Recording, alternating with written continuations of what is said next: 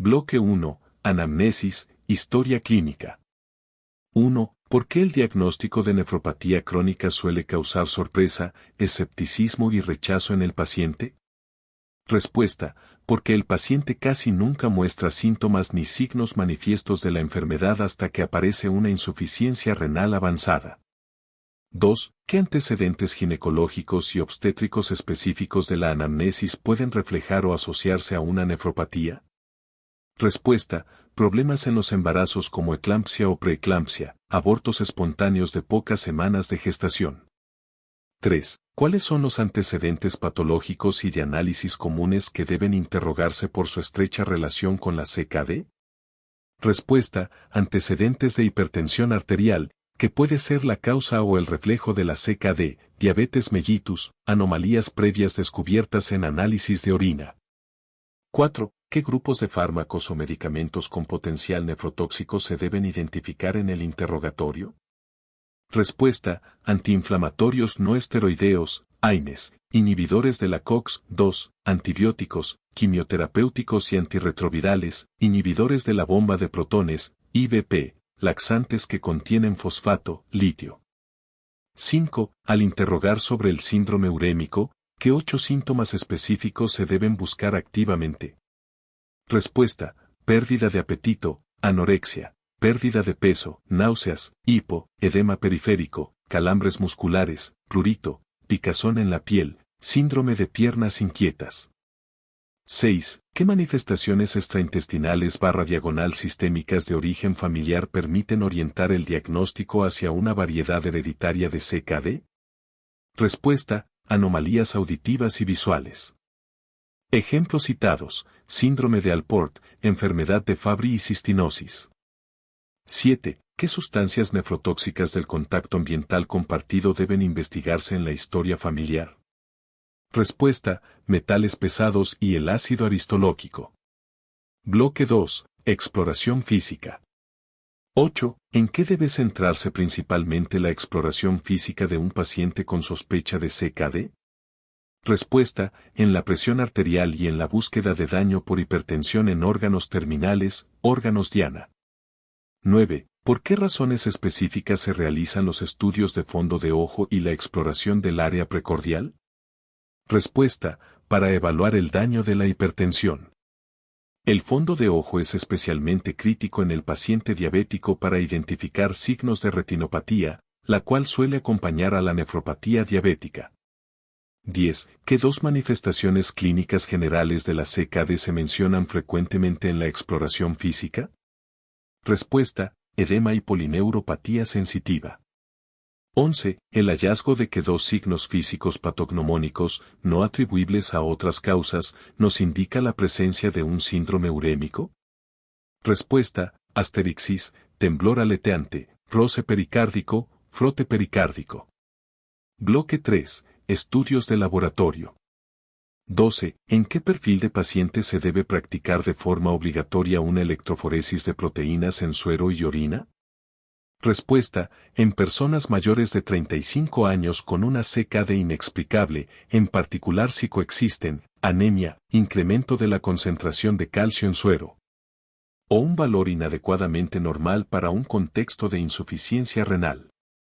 13. Si el paciente presenta un cuadro clínico de glomerulonefritis, ¿qué patologías infecciosas y autoinmunitarias se deben descartar?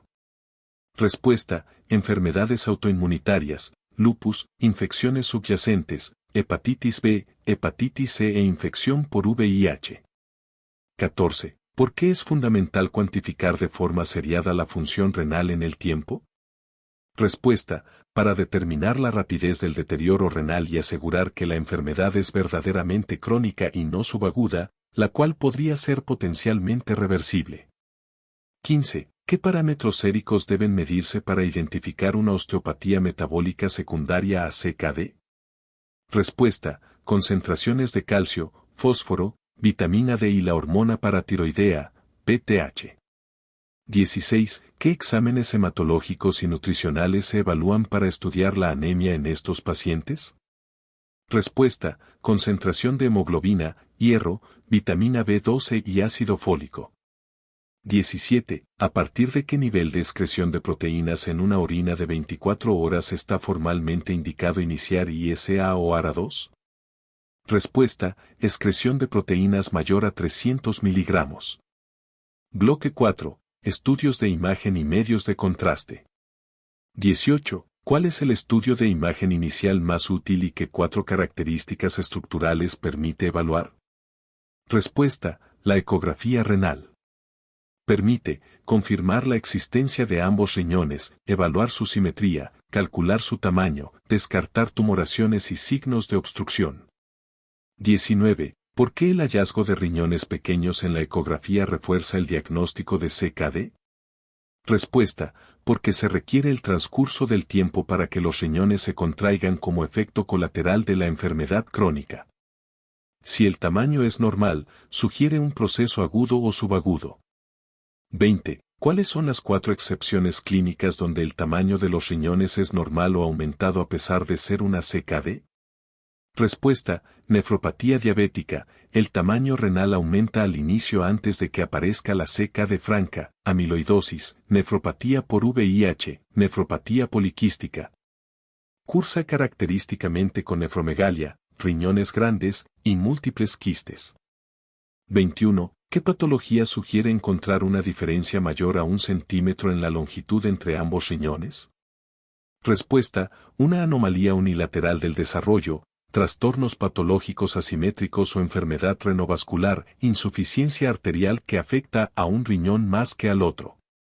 22. ¿Qué técnicas de imagen están indicadas si se sospecha específicamente de una enfermedad renovascular?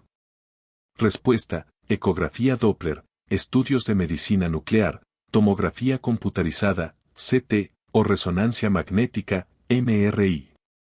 23. ¿Qué estudio de imagen se realiza si se sospecha nefropatía por reflujo e infecciones urinarias repetitivas en niños, mostrando asimetría y cicatrices en los polos?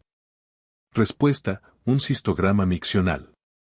Nota: el video aclara que, al aparecer la CKD, el reflujo puede haberse resuelto espontáneamente y los fenómenos de reparación no mejorarán la función.